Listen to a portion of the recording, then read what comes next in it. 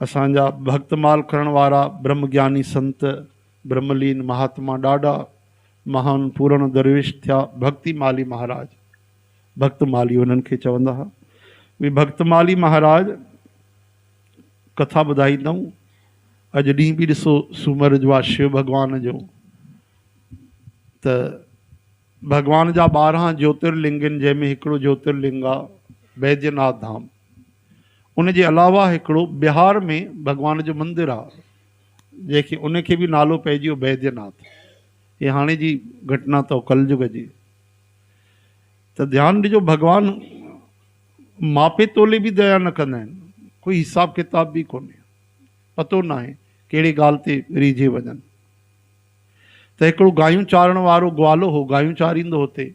उन ज़माने में, उन समय में, जेको समय गुज़रियो 100 साल पहिरियों लॻभॻि, या घटि वधि जेके बि हुजनि, त उन जॻह ते पूरो जंगल हूंदो, बन हूंदो, गायूं वेंदियूं, हरी हरी घास खाईंदियूं। उहो जेको ग्वालो चरवाह हो, उनजो नालो बैदराम, बैदू बैदू चवंदा उनखे।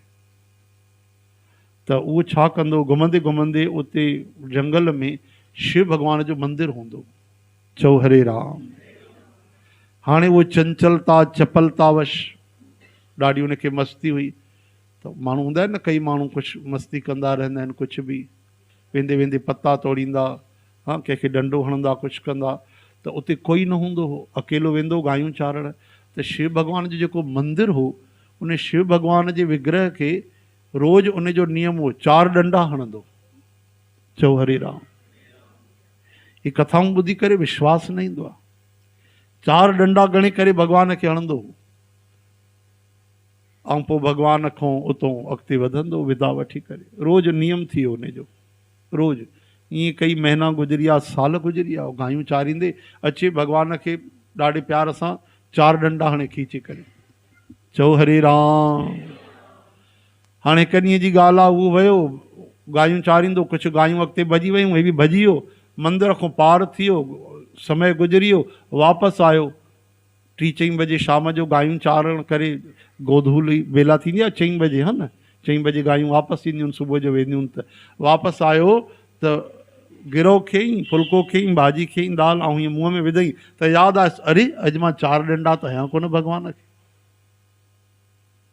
हाणे उन छा कयईं, गले खे ईअं हिकिड़ो हथु पकड़ी हीअं जोर सां, हिकु हथ सां डंडो खयईं, यानी उहो निवालो अंदरि न कयईं, भई जेसि ताईं मां 4 डंडा भॻवान खे न हणां ताईं गिरो कीअं खावां।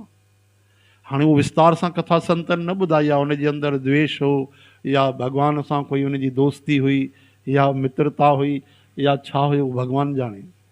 उन्हनि सार रूप में इहा कथा ॿुधाई आहे। त उन गले खे पंहिंजो हथु लॻाए कि इहो गिरो अंदरि न वञे, ऐं हिकु हथ में डंडो खणी डुकंदो डुकंदो वियो जंगल में, ऐं वञी करे जीअं शिव भॻवान खे 4 डंडा हयईं त भोले बाबा उते ई प्रकट थी विया। बोलो गौरी शंकर। ऐं उनखे दर्शन ॾिनो, उनखे मुक्ति ॾिनी, कृतार्थ कयो भॻवान, उन ते कृपा कई। कीअं राज़ी थी विया? डंडा हणण सां न, नेम सां राज़ी थी विया। भली क्रिया ग़लति थो करे, क्रिया हिन जी सही न आहे, लेकिन नेम में हिन जी केॾी श्रद्धा आहे। इहो नेम अगरि सुभाणे कोई मुंहिंजो भक्त निभाईंदो त निश्चित उनजो बेड़ो पार थी वेंदो। नेम जो दर्शन करायो शिव भॻवान, ऐं उनखे चईंसि प्यारा वाह तूं वरदान घुर, त रोअण लॻो, चई मूंखे पतो न हो तव्हां ईअं मूर्तीअ मूं प्रकट थी वेंदो। प्रभु मूंखे क्षमा कयो, मां त पाप अपराध कया आहिनि।